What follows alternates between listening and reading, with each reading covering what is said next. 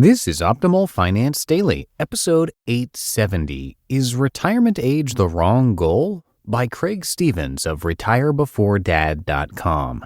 And I am Dan. I'm your host here on the show, and welcome to the Friday edition of Optimal Finance Daily, where I read to you from some of the best personal finance blogs on the planet. Before we get going with our final post of the week, I want to thank Fundrise for their support. They're frequently mentioned as a recommended tool in the blogs that I narrate here, and for really good reason.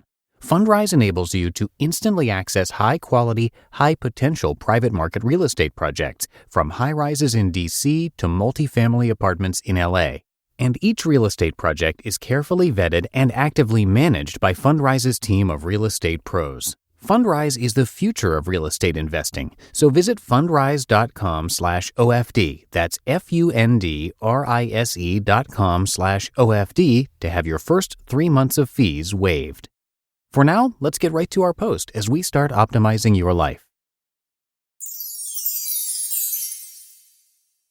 Is retirement age the wrong goal? By Craig Stevens of retirebeforedad.com. I named this blog based on a goal I set back in 2002 to retire at age 55, 1 year before the age my dad retired. The objective drives many of my financial decisions. It has all the markings of a SMART goal: specific, measurable, achievable, relevant, and time-bound. But now that I'm older and think more critically about money and family, I've started to question whether retirement age is the right goal. Several factors have led me to rethink the logic 17 years later. Retirement defined. I've always thought of my goal in terms of traditional retirement, that is, to withdraw from active working life. The day my dad retired was the last day he ever earned money from a job. You could say he's my retirement role model. Sometime before I turn 56, I'll stop working forever too. That's still the current plan, at least. But the word retirement can be interpreted in other ways. One can retire from a career, but not stop working for money. For example, an NFL star that retires from play but becomes a commentator. I could declare myself retired from my career at age 55, or any age really, whether I'm fully prepared to retire or not, then keep working on something else that I'm more passionate about to earn a living, even though I wouldn't need the money since I already retired. I say this in jest. If you read a lot of early retirement blogs, this may sound familiar. At this stage in my savings journey, I expect to exit full-time work at or before age 55, especially the kind of work that involves a commute or firm weekly time commitment. But I do enjoy entrepreneurial work when it's at my own pace, and I may want to continue that kind of work in semi-retirement, perhaps before age 55 or after. Since I have a business now, this is more likely than it was a decade ago. Then again, I'm not all that ambitious. When I have enough money, laziness might kick in. A better retirement goal may be to retire when I'm good and ready, without a specific target. Family demography. We've committed to paying 4 years of in-state undergraduate college tuition for all 3 of our children. The year I turn 55, our oldest child will start his freshman year. If I retire in the same year, we must save everything we need to pay for college before then. That fact alone makes me question my retirement goal. If all 3 kids follow a traditional 4-year college path, they won't be fully graduated until I'm 63, which is about the average retirement age. Considering the expected cost of a 4-year in-state college education for the class of 2037, I am terrified by the numbers. Working through that year to cash flow education costs makes a lot of sense. Unless we can sufficiently build our 529 accounts and supplemental income streams well ahead of time, retiring before our kids finish college could put our long-term retirement security at risk. I've aggressively saved for college since each kid received their Social Security card, but it's still a trek. When we're done paying for college seems like a safer retirement goal, considering our substantial financial commitment to education. Travel considerations. The whole point of setting a retirement age goal was to free my time for extended periods of travel. After 14 months of backpacking the world, I had no idea if or at what age I'd begin and stop reproducing new humans. My youngest won't graduate high school until I'm 59, so the idea of traveling for several months of the year before then doesn't make a lot of sense. Our daughter will need to finish high school and go to college before we can even think about leaving for any extended periods, assuming our kids all follow a traditional college path. We can still take adventurous summer vacations with the family from now until college, but the extensive retirement travel I envisioned when I was 27 years old will likely have to wait until I'm 60 when we become empty nesters. alternative measures instead of retirement age. If retirement age isn't the right goal, what is? A random number. Shortly after the dot-com bust in the year 2000, a coworker told me that if he ever got back to having $200,000 in retirement savings again, he'd retire. I don't know how he came up with that number. It seemed a bit low and completely out of the blue.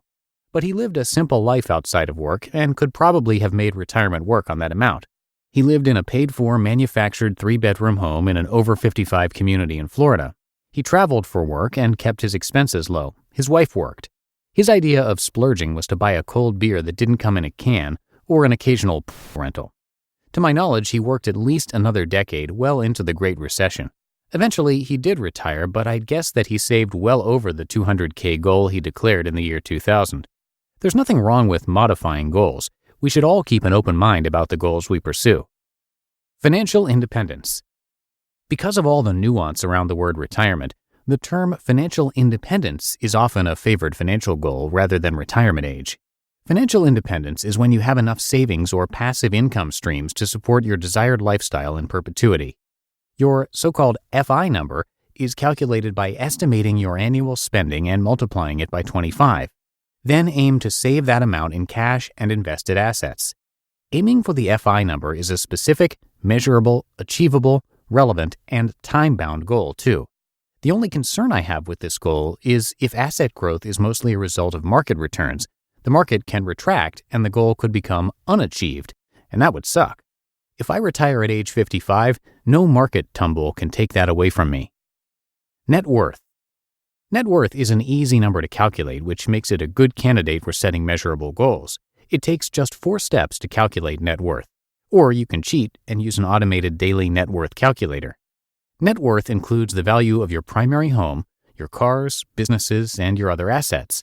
Using the FI number is a preferred measure because it requires a higher liquid savings target and the money is more accessible for living expenses. My net worth goal would probably be somewhere around $2 to $2.5 million, with a stipulation that it must remain above the goal amount for a year or two before officially declaring victory. Market corrections have a scary impact on retirement account savings. Conclusion. I've been a student of finance and investing for my entire adult life. This is what I do for fun on Saturday nights. But perhaps I place too much focus on this one financial goal. Maybe I'm shallow.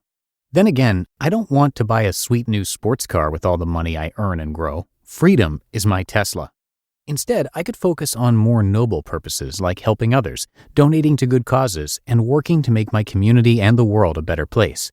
For now, I remain focused on being able to retire before I turn 56, hoping that I become securely financially independent well before then. At that point, I can either set more meaningful goals or peacefully enjoy life without the constant nag of trying to achieve something difficult.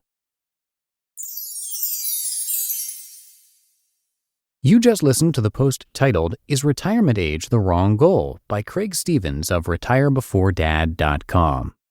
And thank you again to Fundrise for their support. Fundrise is frequently mentioned in articles from our authors right here on the show because it's a great tool. Come by fundrise.com/OFD to get your first 3 months free. Private market real estate has historically provided excellent ongoing cash flow even as it supports long-term growth. Private market assets like these are a strategy for diversifying beyond public market investments and even other kinds of real estate like publicly traded REITs. And Fundrise is the future of real estate investing. The platform's innovations power an investor-first model by eliminating the bloated costs and middlemen that have traditionally weighed down real estate investing, saving investors time and money.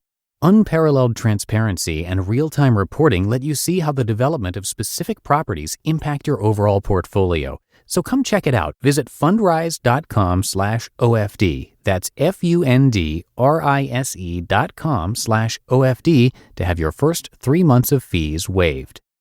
And that is it for today and for the week here at Optimal Finance Daily. As always, thank you so much for listening. Have a great weekend, and I'll see you back here on Monday, where your optimal life awaits.